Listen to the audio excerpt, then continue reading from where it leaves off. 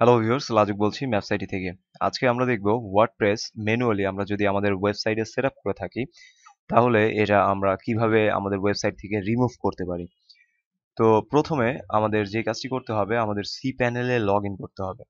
তো সি প্যানেলে লগইন করার পর আমাদের যে সাইটটি আছে, আমরা যদি একটু আমাদের সাইটটি দেখি, এটি হচ্ছে reviewport.net, এটি আমাদের মেইন সাইট।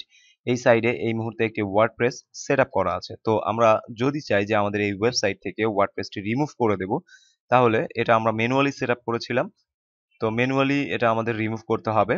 তো সেক্ষেত্রে আমরা ফাইল সেকশনে আসবো এবং এখানে ফাইল ম্যানেজার, এখানে আমরা ক্লিক করব এবং গো এই বাটনে ক্লিক করব।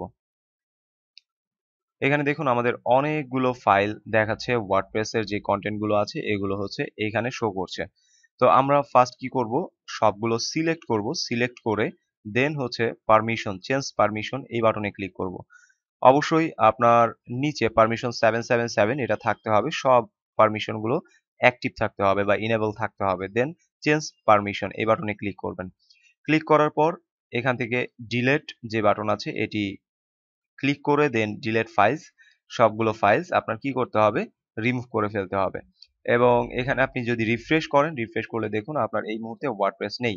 তবে এখানে আরো একটি বিষয় আছে, আমরা আমাদের ম্যানুয়ালি যেই সাইটটি তৈরি করেছিলাম সেটির একটি ডেটাবেস তৈরি করেছিলাম। অবশ্যই আমরা আমাদের ডেটাবেস যেটি ছিল সেই ডেটাবেসটিও রিমুভ করে দেব। তো সেক্ষেত্রে আমাদের মাইএসকিউএল ডেটাবেসেস এখানে যদি আমরা ক্লিক করি, আমাদের যত ডেটাবেস আছে সব ডেটাবেসগুলো এখানে আমরা দেখতে পাবো। তো আমরা একটু সার্চ করি, আমার এখানে অনেকগুলো ডেটাবেস আছে। তো আমরা করেছিলাম হচ্ছে test01 এই নামে একটি ডেটাবেস করেছিলাম। তো আমরা একটু সার্চ করে দেখি, এটি হচ্ছে আমাদের ডেটাবেস। আমরা চাইলে আমাদের কি করতে পারি, এই ডেটাবেসটি রিমুভ করে দিতে পারি। এবং অবশ্যই এটি রিমুভ করে দেবেন, কারণ আপনার অনেক ডেটা এখানে থাকতে পারে। তো আমরা এখান থেকে এটি ডিলিট করে দিলাম। এবং আমরা আরো একটি কাজ করেছিলাম, একটি ইউজার তৈরি করেছিলাম, এই ইউজারটিও আমাদের এখান থেকে রিমুভ করে দিতে হবে।